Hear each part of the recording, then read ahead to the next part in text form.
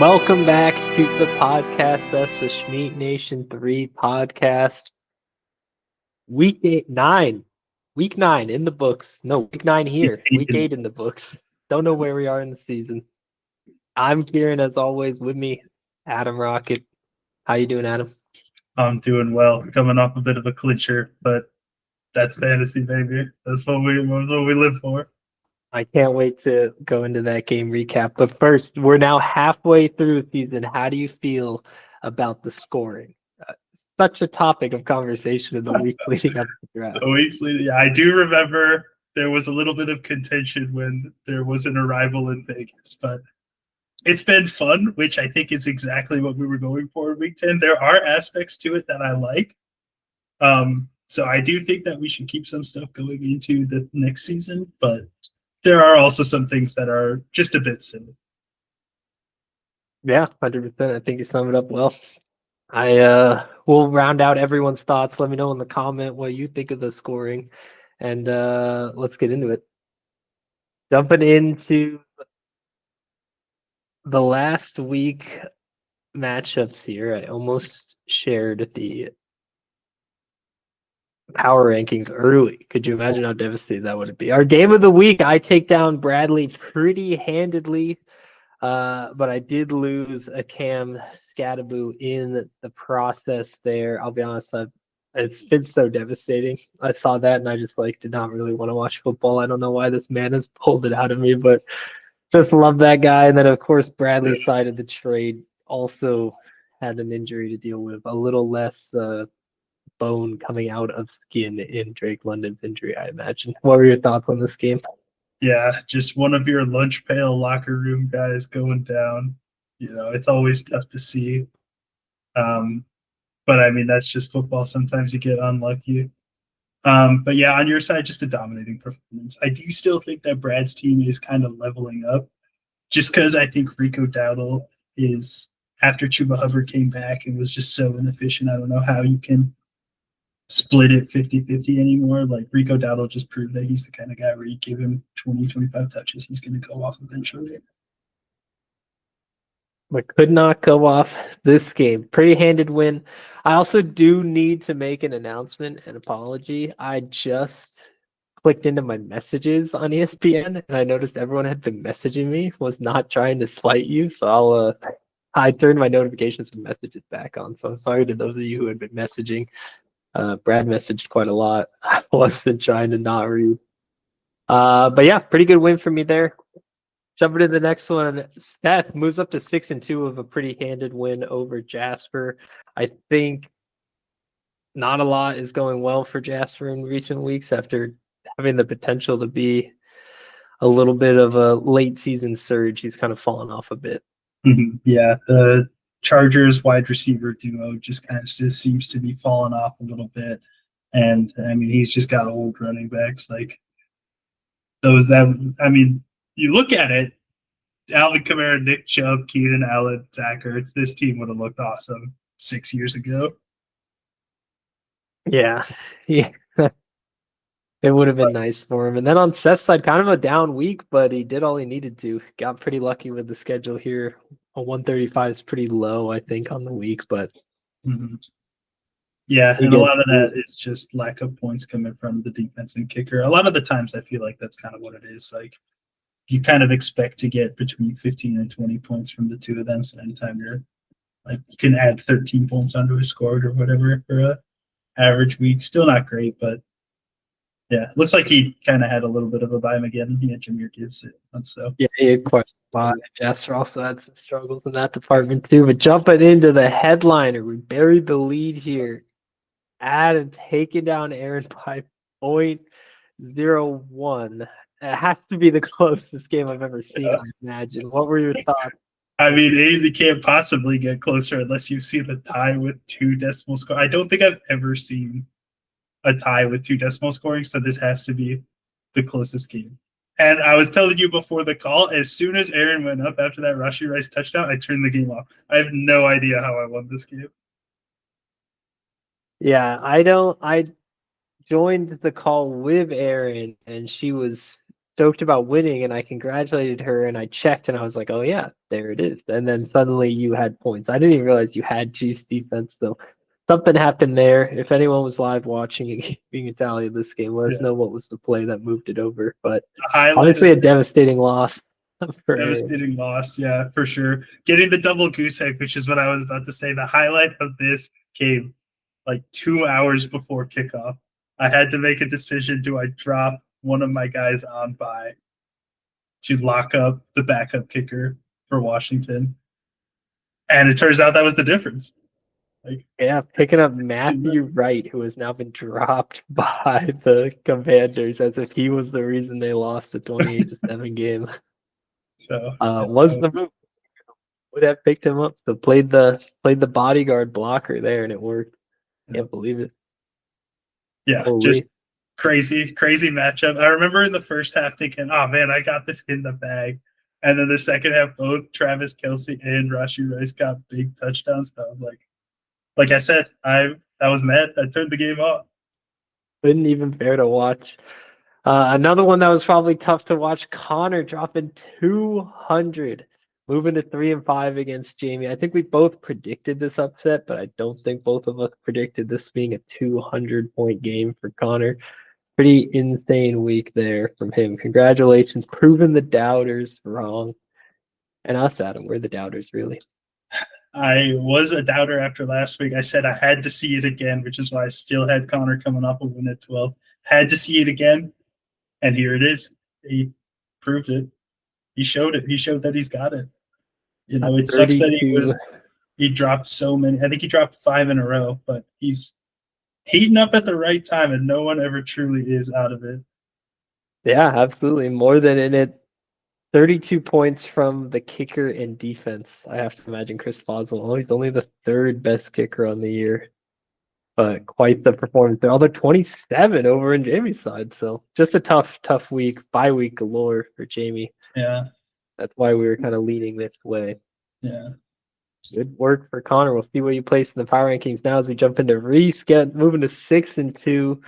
Andrew down to 2 and 6. And what is just like hysterical about this is just 7 points from Bijan after all that Bijan has done this year, where he totally could have. This was winnable for Andrew, unfortunately, but he drops it. dude, it's one of those things where we've been saying it all year, but was it winnable? After those top 3 guys, he's just got such mid talent. Yeah, nothing happened. A bit of a bye week with Jacoby, but even he couldn't have done it. Like, yeah, it's just like if Bijan does what he normally does, it's like it's got to be there. He's been dropping such bad points each week, holy. But he still lost by 30 points. Is Bijan going to get 37? I guess he's done it once this year, but yeah, he does the 41 again. Yeah, I guess that's true. So wrong call there, but yeah, I don't know. Tough loss for him. Reese was up 6-2 without Puka and David Montgomery, I guess. Like, yeah, that's a dangerous team going into playoffs. You don't want to meet with him. And then finally, here we got Parker moving to 4-4 against I Suck at Fantasy. Although Eddie had himself a pretty decent game. Granted, 0.35 from Justice Hill. Not ideal. Yeah, I'm trying to remember who. 15. What's up? He only lost by 15 points. This one could have been winnable. Yeah, I'm trying to think about who his week 1 running backs were. I can't imagine he only had Breece Hall on the squad. He had Breece Hall and I guess he's got Travis Etienne, that's right. ETJ bye week as well. Park with 40 points of James Cook. Holy shit. Yeah, there's a lot of running backs going off this year, which is crazy because we didn't even buff the running backs. They got some points per carry. Yeah. Running backs just get more points. That's true. They have less off weeks, more consistency. Mm-hmm. That was always the argument. Yeah. All right, jumping into the power rankings. Where do you want to start? Not a lot of moving up at the top, except Reese bounces back with that Puka come in. Yeah, we kind of did a little placement swap there between Reese and Jamie's team. We got the ESPN ranks in this week too, just so you could see where we are compared to what the machine thinks. Right now, we won't have to do that segment at the end that probably gets skipped every single time. That's good. And we're pretty aligned, honestly. This is one of those mid-season events where we're just completely lined up. Yeah, I feel like we kind of know who everyone is at this point. Um, yeah, I guess the biggest thing is if we wanted to dive into something, it's just Brad's team. Like, why does ESPN have Brad ranked so low? Because it's finishing position, so he's at what, 2 and 3 and 5? Yeah, Yeah, that's wild. Where's Connor? Connor's at 9 by ESPN and 9 in ours, basically. So yeah. yeah, I mean, his team's good. His team should be good. I guess probably the loss of Quinshon Judkins, and he has a few guys on IR. Like it calculates points really weird. So yeah. I don't that know. is a bummer for Brad. Connor moving up to 9 and 10. Let's look at his power ranking space has been under a keen eye. What do you think Yeah, I about don't your know team? how well he's gonna take getting moved up by both of us. He seems to hate whenever we are starting to talk well about his team. So we'll see if anything arises in the chat from that. He didn't like that we had moved him up enough. We'll Yeah, see how it goes. Huh. All right, should we get in the next ones? yeah. Let's do it. Jump ahead to week number 9.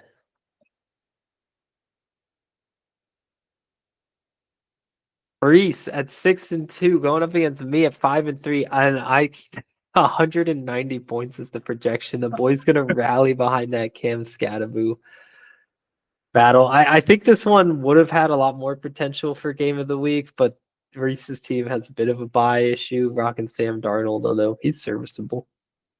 He is serviceable. He's only averaging less than 20 points there, so not ideally what you like to see. But I mean, looking over on your side, just getting projected 29 points from Christian McCaffrey and Jackson Smith and Jigba is disgusting. I don't think I've ever seen a projection this high. Yeah, they're really giving a lot of points to CMC. I guess he does get a lot of touches, which is where that must come I in. mean, you look at his average though; his average is right around there, so it makes Yeah, sense. shoot. And he had that weird 11-point game last week. So, yeah, I feel pretty confident in my team right now. I mean, losing Cam Scatterby sucks so much because now I have question marks in a few weeks for playoffs, but maybe one of these guys will break out. Obviously, the one I'd like to break out is RJ Harvey because when your guy gets injured and you had traded for him, that's basically just a coffin in terms of your ability to win the trade. So losing him kind of stinks. We'll see if Harvey can come alive. He did drop like 20 something, but it was against the Cowboys, though. He did have 3 touchdowns, so we'll see if that's Otherwise, sticking. come playoffs, I'm gonna have a big running back issue because who knows if CMC will even be alive by then. Yeah, and O'Marion Hampton will be back, so I'm Yeah, no, the gonna make. Vidal's still a good that. Any chance you take Reese here? It All does he's look like done. he's getting Puka back, which I mean could be the one side of it, but again, on your side is you just have Jackson Smith and Jigba to match it. So I don't know. Other than the week that Puka Nakua got hurt, I think he was averaging well above 30 points. Yeah, I But mean, the rest they're of the the team same. is just in your favor. I have to take you here. I will take myself as well. It would be nice to knock Reese down to 6 and 3. Moving to the next one, Aaron at 5 and 3 goes up against Andrew at 2 and 6. This is the part like some teams make it in at 7 and 7, but you really don't want to drop any more if you're Andrew here. So a must win, and this is not the opponent you want to see. Jake Ferguson still as the tight end 1 after taking just a goose egg last week is just Yeah. a testament to what he's been doing. Holy. Really interesting storyline. There's the number one QB, the number one running back, number one wide receiver, and number one tight end in this matchup. Yeah, oh my God. Jonathan Taylor trying his best to save Andrew's season. Averaging 30 and a half is crazy. Yeah. 4 separate games with 3 touchdowns. And so, like he either scores 3 touchdowns or 0. Holy shit. Never even seen that. And that's why Andrew will always have a chance, and a wide receiver like on any given week can go off. So he does get Zay back with Lamar. If there's a chance to turn around the season, this is this is the kind of jump start he needs from this wide receiver position. He really only needs a couple of them to go nuts. Yeah, you got to start having it at this point because winning 5 games. If you drop this one, you have to win out, and winning 5 games in fantasy is almost impossible. Can't believe how far through the season we are. My God. Yeah. I also can't believe Eris still just rocks DeAndre. Oh, Bucky Irving, that's right. I feel like every single video I do this to her. Sorry about that. We're just both taking Aaron here. I can't condemn Andrew anymore. I think I've taken him so many weeks. This will be the week. This is easy Aaron pick right here. Perfect. Moving into the next one, we had Jasper at 3-5 going up against Bradley at 3-5. Bit of Jasper still needs to set his lineup. He should close the gap pretty well. It looks like He'll get Genty and Collins back in there, so he'll get like 30 more points on his projection. Okay, yeah. But this one now is again similar to the Andrew situation. Neither of these two teams really want to drop this one to a different team that's in the hunt for playoffs. This is a big matchup right here, but I think Bradley takes this one pretty handedly. Yeah, it does seem pretty one-sided, even though both of these teams are 3-5. And I think that this is the problem with us having power rankings so close together is I think we're both just going to take Brad here again. Yeah, I mean, the Chargers do play Tennessee, so that's kind of what Jasper's team hinges on is the Chargers wide receiver duo to go big, but yeah, I can't imagine. I don't know. A little bit of something to focus on Brad's side. Bill kind of has not been anything special so far this season. And then you combine that for that one game.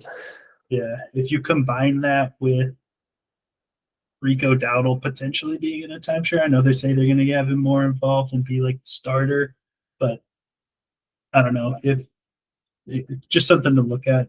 The running backs. They play Green Bay in a tough matchup. It's interesting. I guess like you have to get Lamar back in, but would there be any hesitation for you to start Drake May? Oh, man, I didn't know that Drake May was QB2. He's been incredible. I think in every single game but one. Yeah. So it's like he just had a random outlier where they did win. It was that weird methodical win. So he's been fantastic. Yeah, I don't know. Maybe there's try and offload Drake May for running back. And he can try. I feel like everyone typically has a QB. Like I was definitely worried about QB, but I mean now I got Indiana Jones, so maybe a random bye week fill in here or there. But I guess you have to start Lamar. Perhaps that's a ridiculous question. I think it's ridiculous. It's just Lamar is such a fantasy cheat code that you have to. I've been excited the talking heads like to make narrative. Yeah. Jumping to the next one, Jamie at 5-3 up against 2-6 Eddie. The I suck at fantasy. The season's just been a little unlucky. I mean, a lot of unlucky really for Eddie. But now he's got the Brees Hall bye week, makes it look a lot more. Not a lot to love there. Obviously, Jamie, it would be nice if you could set your lineup before Wednesday so we could see what your team looks like about 68 projected points. Because obviously, as it holds right now, I think I'm taking Eddie. Although it is. But that's the thing is, I don't think she has enough people on the roster to set a lineup right now. This is the ultimate Bimageddon, and she only has it's only players from 2 teams. She just has so many Eagles and Bucks on her team. Yeah, oh man, this will be interesting what she'll have to do. I mean, she's got the guys, right? She already has Jared Goff. She'll need a defense and a kicker, but she can just drop those guys. Oh yeah, no, she needs a tight end too. And she needs a tight end. There will be something. Oh yeah, and she's got. Oh yeah, all right, something's gonna happen. Keep an eye on who Jamie's gonna drop. Regardless, any chance that he wins this one. If there was ever a week to pull one out for Eddie, it's probably this week. But again, she does get Amon-Ra, and Amon-Ra is always a wild card. Could go off for 40 points, and that might just be insurmountable for Eddie's team. Playing Matthew Golden, maybe Grandma will finally get out of the cage. Can she leave the cage here? Still locked in. against Carolina, how can you not be trying to get Golden his first touchdown? I saw you unfollowed the Packers on Instagram or deactivated his Instagram. Like, this is the week. And Brian Thomas plays in Vegas, although he's questionable. Yeah, I mean, you can always see it with fantasy, which is nice. Anyone can walk out and put up 200, but Yeah. I will take Jamie. I'll take Eddie here. I believe. Let's fucking go. My number 12 ranked person won last week, so let's see it again this week. Yeah, there you go. And he rode with him as well. A big one. Parker at 4-4 goes up against Seth at 6-2. Who are you liking in this matchup? Off the bat, this is a tough one. Do we have any buys here, or are both these teams at full strength? Here, Wilson on the bye, but he's been out most of the last few weeks anyway. Yeah. I don't know. This one's close. Like, if you look at it, if you look at the averages of what these people have put up so far this year, Parker has the edge here, but he's losing out on the projections. Josh Downs is a bit of a tough start for Seth. Maybe I don't know. I like that. He's gotten pretty fortunate at 6-2, if I'm remembering correctly. I don't know what the points for situation is like, or the points allowed. Other way. Now he's down there at 1241, so nothing crazy. 6-2, he's 1280 in points for. Yeah, he's mid-pack in both, so generally being mid-pack in both, and tied for the first record means a little bit of luck, but you got the numbers to prove that you deserve to be there. So yeah, it's always good to see. It has been an interesting ride for his rookie wide receivers. He's got 3 number 1 running backs, but I don't know if you watched that Green Bay game at all against the Steelers, but that backup running back that they have, looks like he's got some juice. Emmanuel Wilson. I think they were just spelling him, right? Because he's hurt.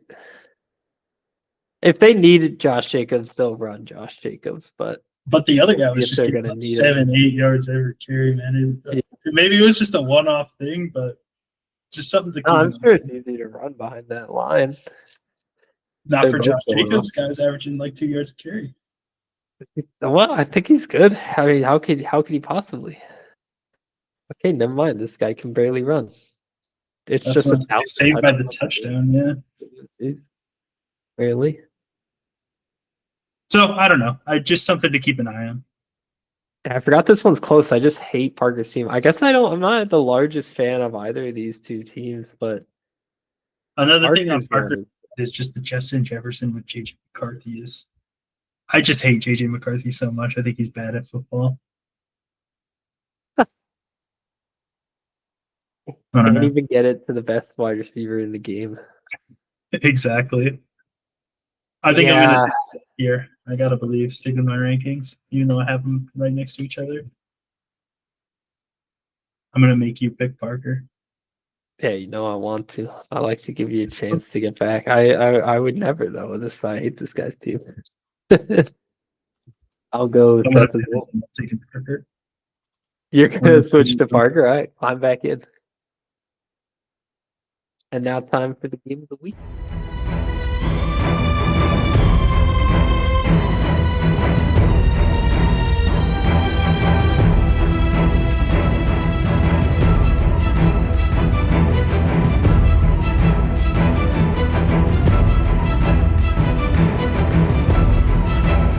A revenge narrative bulletin board bowl, they call it. Connor at 3-5 up against his biggest op, Adam at 4-4, co-host of the podcast. But Connor's team, I did open it up and I liked it a lot more than I had in the past. He is without an AJ Brown, but he was last week when he threw up 200 anyway. Meanwhile, Adam, how are you feeling? Rocking double tight end, not the full jumbo stack this week. I know I am missing Harold Fannin this week. But, it's one of those things where I always hate playing extra tight ends, but the tight end premium this year's got me all in. Gadsden already being up to a number 1 tight end, and Harold Fannin, I think he's the number 7 tight end or something. These guys are just good, just straight up good.